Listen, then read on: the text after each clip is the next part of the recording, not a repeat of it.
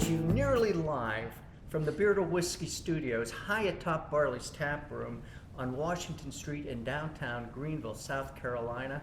I'm Russ Heaps, and welcome to this episode of It's Just Bourbon. And things are a little different today because we're actually shooting this with the same crew that's doing or did, depending on when this airs, the blind bourbon tasting.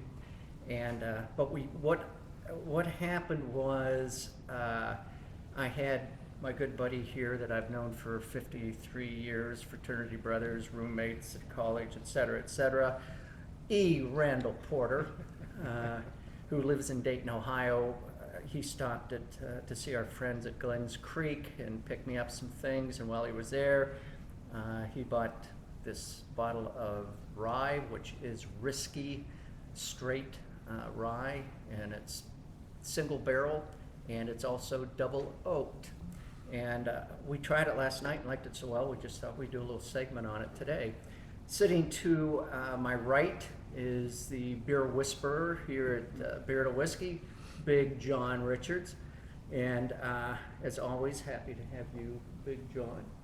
At the far end, sitting as far away from me as he could possibly get, we have Dan Manis, and right now he is bartending down in the Trapdoor, which is also part of the same restaurant group as Barley's. But he has been the bar manager there and the beverage manager over Trapdoor and Burrow and all kinds of good stuff. But because of the Wu flu, you know, everybody's tightening their belts and doing other stuff. So anyway, Dan, pleasure to have you with us. Glens Creek Ryskey double oaked rye whiskey, and the reason they call it double oaked is because they actually put barrel staves in the barrels while they're aging it. The label on the back says, because it's a straight whiskey, it has to be aged 2 years, and if it's aged any less than 4 years, you've got to put the age on the label. This label says that it's aged at least 6 months, which was the case 4 or 5 years ago when they first started doing this. They're still using the same labels. I talked to David Meyer at Glens Creek today, and he assures me that this particular bottle, which came from barrel 16, aged 4 years. So we know that. It is cask strength, which is 57% ABV. It's 114 proof. The juice is from MGP in Indiana, and I would say in the world of ryes, they probably provide the juice for at least half of all the ryes on the market. Angel's Envy and on and on and on. The mash bill is 95% rye and 5% malted barley. And with all that said, oh, and again, it's bottle number 22 out of barrel number 16 of the Ryskey. So with that, I think maybe we ought to probably should give it a sip and sniff. And so we've been, Dan, you can correct me if I'm wrong, because this is new information to me. We do in the beer world and in the wine world a lot of sniffing. Oh, yeah. But I was just talking to a spirits professional not more than a couple days ago, and was corrected and told you're not supposed to stick your nose into a glass of whiskey first. You're really supposed to sip, smell at the same time, and then move from there. So I'm calling myself out live as having done this wrong for the 2 previous years.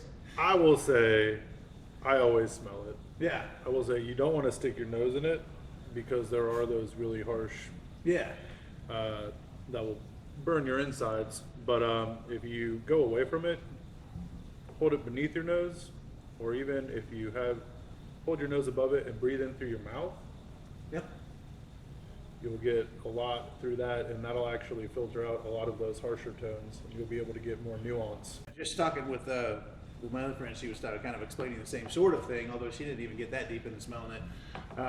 And I spent all the last 2 years we've done this going on. Well, I'm got that big ethanol thing going on in my nose now, so I can't smell anything anymore. So, but and Ports will back me up. At the Whiskey Vault in Austin, the sniffing thing ahead of time is a big deal. Is that right? Yeah. Oh, yeah. Yeah. It's But, something. but Who knows? Nobody knows the rules. there are no rules. That's the thing. There are no rules. There are no Right. Yeah. The only rule is, well, never mind. I do like this thing of going breathing through your nose or through your mouth a little with the glass right there. That's a neat effect.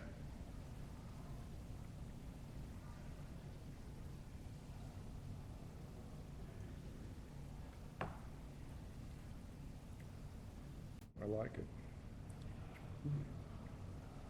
A little oaky, a little leathery, a little smoky. Big butterscotch up front. Yep. And then that rye spice sets in on the finish like it always does. Yep. A lot of spice on the finish. You also get some nice fruit, like cherry at the end there, which I'm definitely getting on the nose too.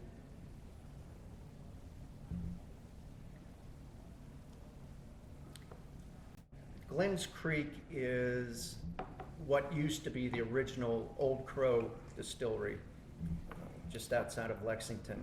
And David Meyer bought it 5 or 6 years ago and refurbished and used what equipment he could there. But then he and his buddy who works with him there built stills and all the processing equipment, everything from scratch. He's an industrial engineer, and so he's pretty good at that kind of stuff. But his philosophy is if it tastes good, it's aged long enough. So he's not a big stickler on aging, but a lot of that is because where they are in Kentucky, it gets warm and it gets cold, and it gets warm and it gets cold. So aging happens much more quickly, the results of aging, than it does in some other climates that either stay hot or stay cold for most of the year. Try a few drops of I'm water. gonna put a little water.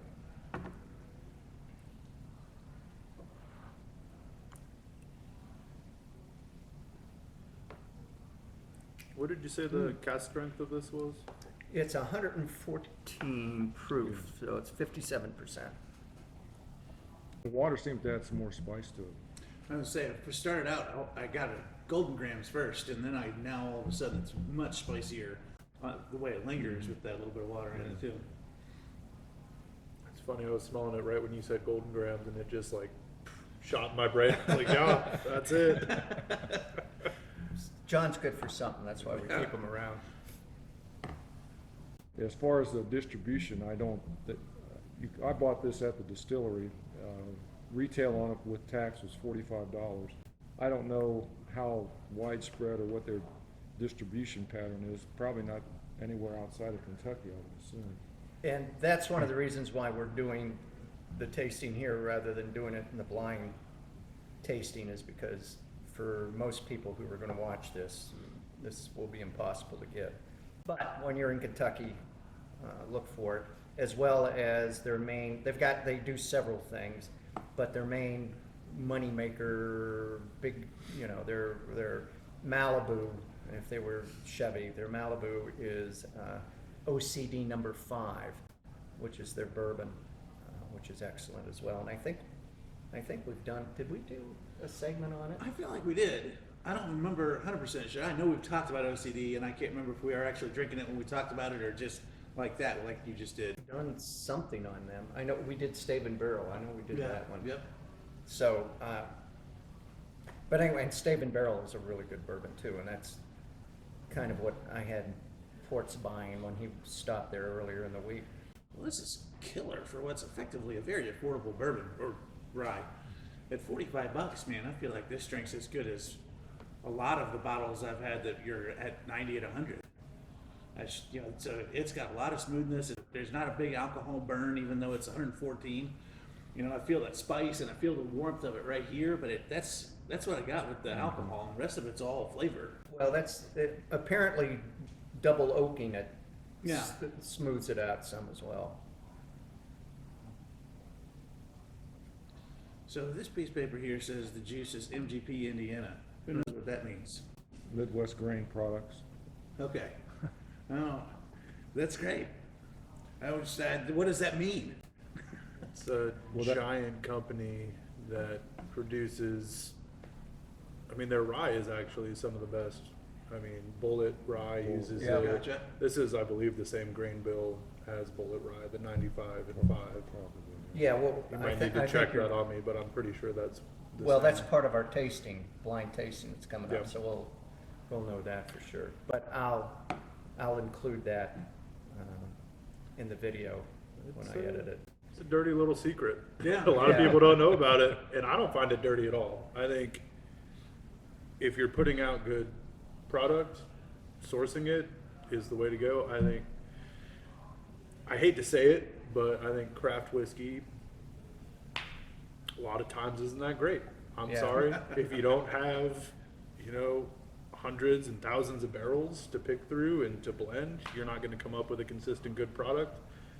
And if you can't do it, find someone who can and do the part that you can do well and do it well. Yeah. Put out a good product. Yep, agreed. Anything else? Well, then with that, we're gonna let you go. And cheers, Texas and Miss Lily. And we'll see you next time.